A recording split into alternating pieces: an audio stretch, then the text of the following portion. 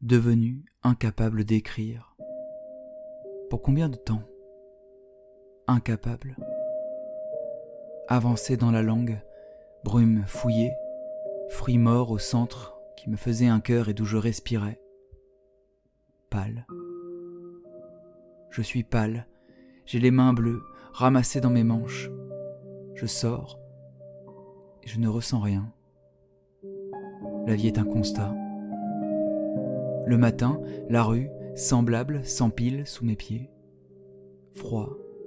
J'avance.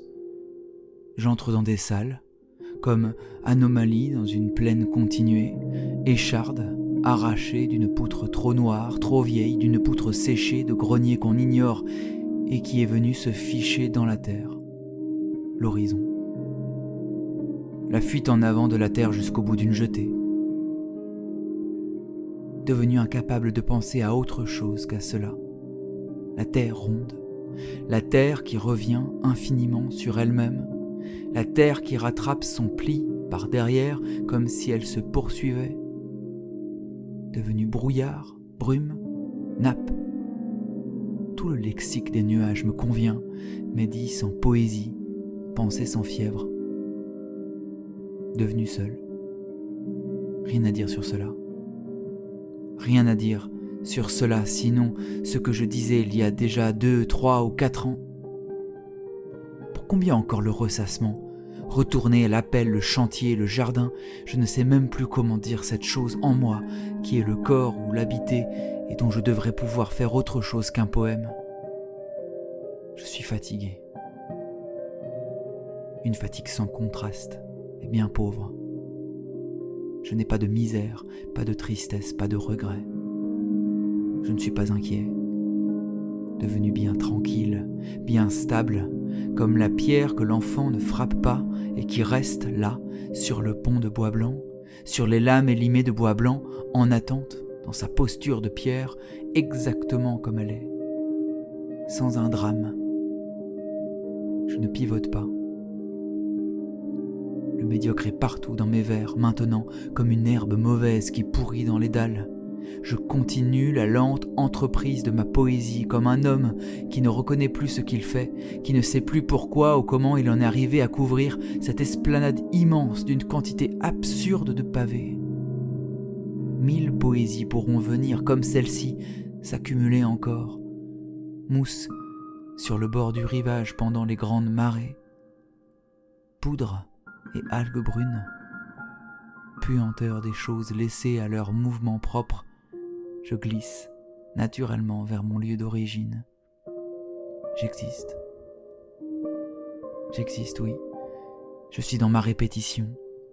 Le matin, la rue semblable fait avancer ses visages, ses lumières, et exactement de la même manière, une voiture s'arrête pour me laisser passer. Si je courais demain sous les roues d'un coup, je ne le ferai pas. Je suis sage et pensif. Je n'ai pas de désespoir ni de stupidité. Je ne m'attends pas ailleurs qu'à l'exact emplacement où je suis. Ni satisfait ni l'inverse. Devenu. Toujours devenu. Encore devenu. Continuer à devenir. Devenu. Toujours devenu. Devenir encore. Encore et encore. Répéter cela. Sentir la nausée. Sentir l'ivresse et la nausée de la répétition. Comme l'enfant qui tourne sur lui-même et sent qu'il pourrait, oui, qu'il pourrait ne pas s'arrêter, qu'il pourrait tourner encore un tour de plus et un tour de plus et un tour de plus et qui ne reviendrait pas, comprenant qu'il n'y aurait personne pour lui dire de se taire ou de s'arrêter de tourner, devenir à la manière de cet enfant-là, enfant qu'il ne faut pas confondre avec les fous, enfant qui est tout sauf fou mais excessivement raisonnable, qui trouve son repos là, qui se calme là dans son geste, devenir compulsivement, arracher les peaux mortes du bout de ses doigts froids, traverser la rivière, traverser le pont blanc, laisser la pierre intouchée, ne pas toucher la pierre, devenir, toujours devenir, encore devenir, parvenir jusqu'à la route et nous laisser passer,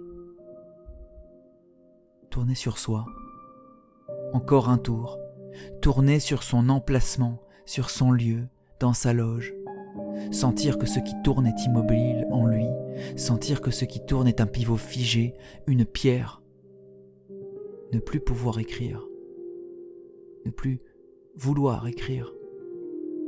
Devenir seul. Ne rien dire sur cela. Ne rien faire. Habiter sans drame son logement. Devenir. Toujours devenir. Revenir sur soi. Voilà, revenir sur soi. Revenir comme ça. Ne pas craindre d'être là où l'on se trouvait avant et où l'on se trouvera. Tourner.